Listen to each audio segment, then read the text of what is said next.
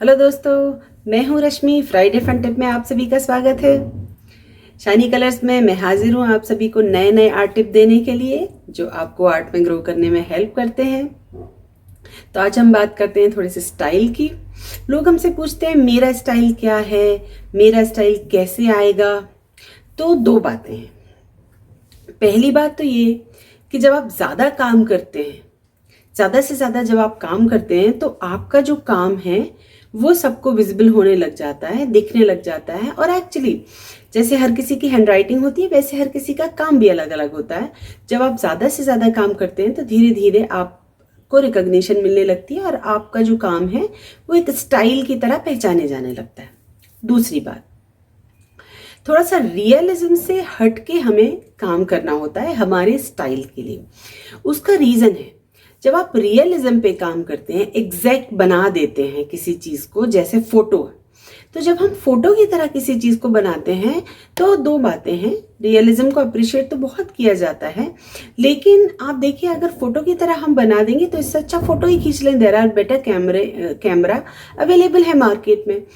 पर अगर हम उस आर्ट वर्क को थोड़ा सा क्रिएटिव बनाते हैं हमारे अपने स्ट्रोक से, हमारे अपने कलर से, जिसमें हम डिफरेंट तरह के स्ट्रोक यूज करते हैं, जिसमें हम एवरी टाइम एक सिमिलर तरह के कलर यूज करते हैं, तो वो भी एक आपका सिग्नेचर बनता है, आपका स्टाइल बनता है। क्योंकि रियलिज्म अगर चार आर्टिस्ट रियलिज्म, फोटो रियलिज्म करते हैं तो जो पेंटिंग है वो फोटो की तरह ही दिखाई देती है, उसमें फिर उस आर्टिस्ट की क्रिएटिविटी कहीं दिखाई नहीं देती।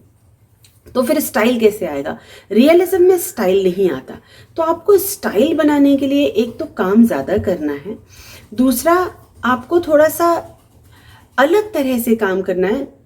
पर उस स्टाइल को बनाने में आपको जो आर्ट के प्रिंसिपल हैं उनको ध्यान में रखना है। आर्ट के जो प्रिंसिपल हैं उनको आपको सबसाइड नहीं करना है, क्योंकि आप एक नया स्टाइल डेवलप कर रहे हैं।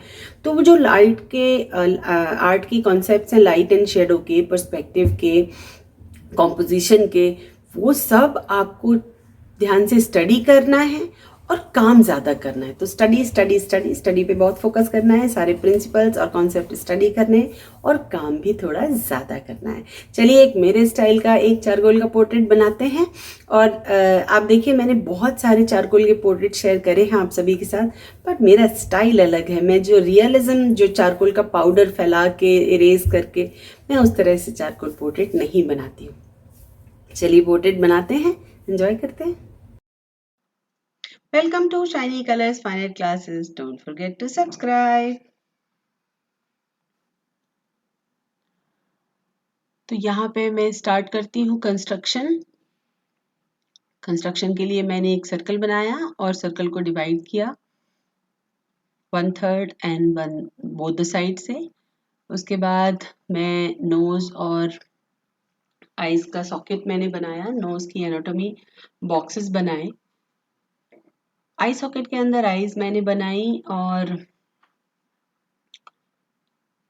आईब्रो और लिप का मैंने मार्क डिसाइड किया, मुस्टैच का, बिकॉज ये ओल्ड मैन है। फेस के प्लेन्स मैंने बनाए और जो चीक बोन है वो बनाई, जॉ लाइन भी मैंने कंस्ट्रक्ट करी। तो ये फेस का जो प्रोपोर्शन है वो किस तरह से करना है वो मैंने पहले भी इसके वीडियोस डाले हैं, तो मैं इनका डिस्क्रिप्शन बॉक्स में लिंक दे दूंगी, आप उनको चेक कर लीजिए।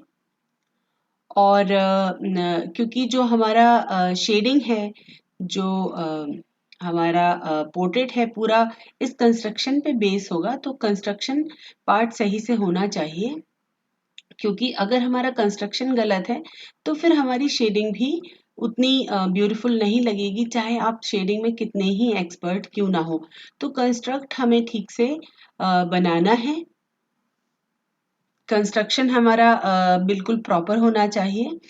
तो जब हम शेडिंग करें तो उसके बाद हमारे जो प्लेन है या जो लाइट और शेड है वो ठीक से दिखाई देने लगे। फेस के प्लेन्स का ध्यान बहुत रखना है, फ्रंट प्लेन, साइड प्लेन, इनकी स्टडी ठीक से करनी है। मैंने सारी ये इंफॉर्मेशन मेरे पिछले वीडियोस में दी है, आप प्लीज उन्हें देखिए ज़रूर। उनका जो लिंक है वो डिस्क्रिप्शन बॉक्स में मैंने दिया हुआ है। अगर आप लोग कहेंगे तो मैं फेस को लेके फिर से कुछ वीडियोस अपलोड करूंगी, नए वीडियोस जो फेस के कंस्ट्रक्शन में हेल्प कर सकते हैं। लाइट और शेड का मार्क करना बहुत ज़रूरी है,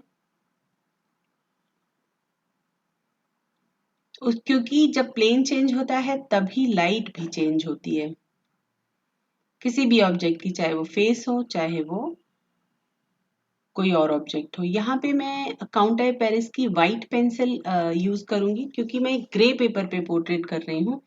तो कुछ जगहों पे जहाँ पे हाईलाइट है वहां पे मैं वाइट पेंसिल यूज करूंगी। मैंने यहाँ पे नित्रम का चारकोल स्टिक यूज किया हुआ है। बहुत से चारकोल्स में मुझे ये स्टिक्स बहुत पसंद आए हैं। इनमें वेरिएशन है, BH, B+, HB, इस तरह से कई डार्क और लाइट शेड हैं जिनसे हम टोनल वैल्यू को करेक्ट दे सकते हैं अपने पोर्ट्रेट में।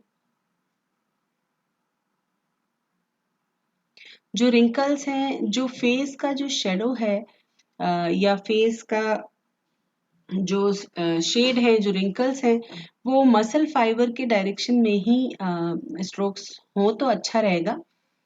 तो इसकी भी हम स्टडी करनी है। मसल फाइबर को लेके मैंने अभी तक कोई वीडियो नहीं डाला है यूट्यूब पे, पर जल्दी ही बनाऊंगी और डालूंगी। तो जो हमारे स्ट्रोक्स हैं वो ध्यान रखना है, देखना है कि किस डायरेक्शन में हमारे मसल फाइबर्स हैं। फोरहेड के मसल फाइबर हैं जो स्ट्रेट होते हैं, तो उनका जो शेडिंग है या स्ट्रोक्स है वो स्ट्रेट होना चाहिए।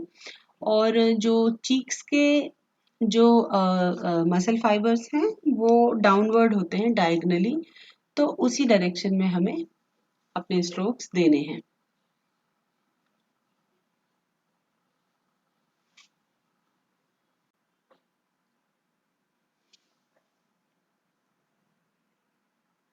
जो फाइन लाइंस है उसके लिए मैंने जनरल का ब्लैक चारकोल यूज किया है, पर ज्यादा मोस्ट ऑफ द थिंग 95% मैंने ये चारकोल स्टिक से ही पूरा बनाया है, ड्रॉ भी किया। एक और बात मैं आप सभी को बताना चाहती हूँ, जब भी आप चारकोल से काम करें तो कभी भी पेंसिल से ड्रॉ ना करें, क्योंकि जो ग्रेफाइट है वो चारकोल के साथ ब्लेंड नहीं होता। तो जब आप चारकोल से शेडिंग करते हैं तो ग्रेफाइट पीछे से चमकता है, शाइन करता है, वो अलग से दिखता है। तो हमेशा जब भी आप ड्रॉ करें, जब आप चारकोल से काम कर रहे हैं, हमेशा चारकोल से ही ड्रॉ करें।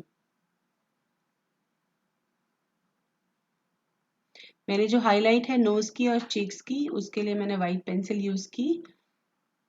फोरहेड पे मैं लाइट स्ट्रोक्स दे रही हूँ। जो रिंकल्स हैं, क्योंकि ये ओल्ड मैन है, तो जो रिंकल्स हैं वो ठीक से दिखाई दें। दोस्तों, मैं चाहती हूँ कि इस वीडियो को ज़्यादा से ज़्यादा लाइक मिले, तो प्लीज़ इसे लाइक और शेयर ज़रूर करें।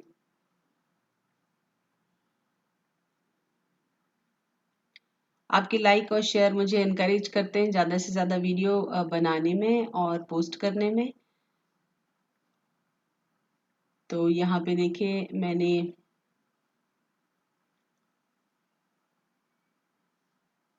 जो आईज की डिटेल है वो दे दी है।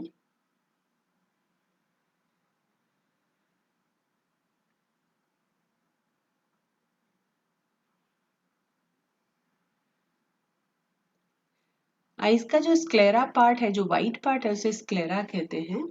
वो होता वाइट है पर दिखता नहीं है, स्पेशली जब अगर इस तरह का ओल्ड मैन हम बना रहे हैं, क्योंकि आईज जो है अंदर की तरफ चली जाती हैं और लाइट और शेड की वजह से उस वाइट पार्ट पे लाइट ही नहीं पड़ती है। तो हम बस जो आंखों के कॉर्निया पे जो रिफ्लेक्शन आ रहा है बस वही देख पाते हैं, पूरा वाइट हम नहीं देख पाते हैं। तो यहाँ पे मुझे जो चीक्स हैं क्विकली से वहाँ डिटेल करके और ईयर फिनिश करना है।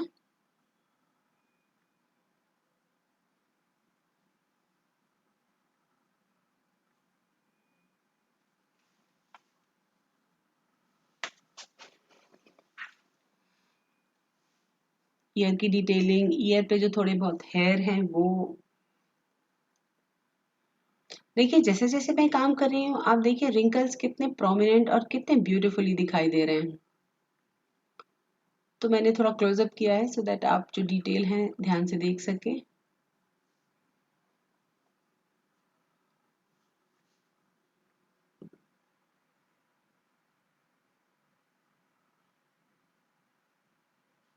जो थोड़े बहुत रिंकल्स हैं उन्हें मेरे इरेजर से मिटा भी सकते हैं, सो वो हाईलाइट हो जाते हैं। प्लेस का ध्यान जरूर रखना है कि कहाँ पर हमारा चीक बोन है और कहाँ पर चीक्स हैं, उनका डिवीजन कहाँ पे है, कहाँ पे फ्लैश है और कहाँ पे जो प्लेन है वो चेंज हो रहा है। इन सब चीज़ों का ध्यान हमें ज़रूर रखना है।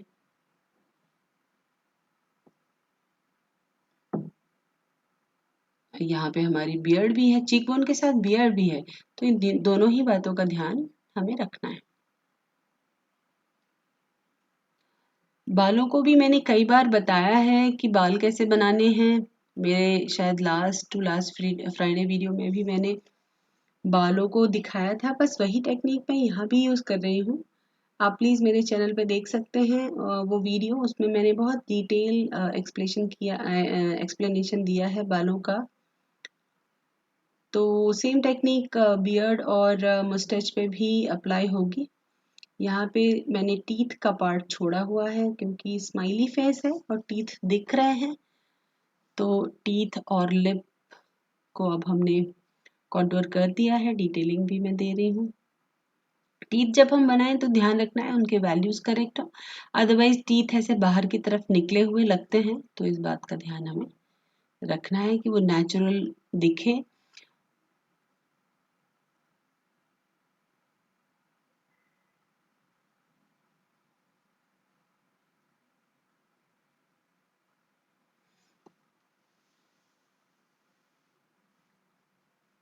थोड़ा सा ब्लेंडिंग मैंने पेपर स्टम्प से भी किया है।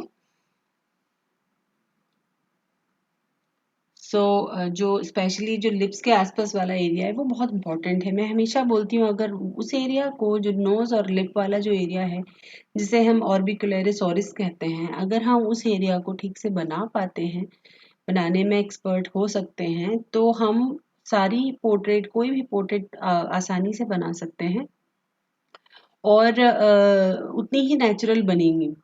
तो दो चीज़ें हैं, मतलब पूरे फेस में जो लिप और नोज वाला एरिया है वो सबसे ज्यादा रोल प्ले करता है सिमिलैरिटी लाने में। आंखों को भी, आंखों से एक्सप्रेशन हम दिखाते हैं, पर जो सिमिलैरिटी है वो सबसे ज्यादा नोज और लिप से ही आती है।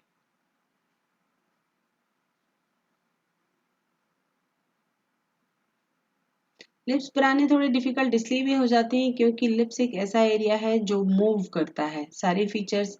तो एक जगह स्टिक हैं, जैसे आईज है मूव करती हैं, पर अंदर जो आइरिस है वो मूव करता है, लेकिन लिप का चारों तरफ का एरिया मूव करता है। तो जब हम स्माइल करते हैं डिफरेंट एक्सप्रेशन में, डिफरेंट एंगल और डिफरेंट तरीके से लिप्स जो है रिएक्ट करते हैं, तो उन सब चीज़ों की स्टडी हमें ध्यान से करनी है।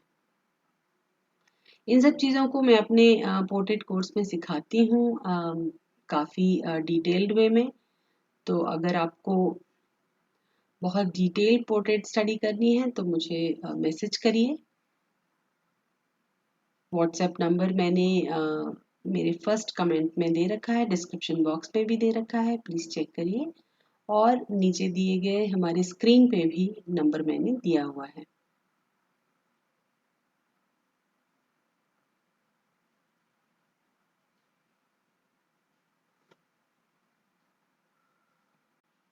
हमारा पोर्ट्रेट ऑलमोस्ट डन होने वाला है। अगर आपको वीडियो पसंद आया हो, लेसन पसंद आया हो, तो लाइक और शेयर ज़रूर करें। वीडियो पे कमेंट ज़रूर करें और मुझे बताएं कि कुछ और अगर डाउट है आपका तो मैं आपके साथ शेयर करूंगी। अगर आप पोर्ट्रेट को बनाते हैं, मेरे साथ शेयर करते हैं तो मुझे और भी खुशी होएगी। आपके कीमती समय के लिए बहुत-बहुत धन्यवाद। मिलते हैं अगले वीडियो में। तब तक के लिए बाय बाय दोस्तों।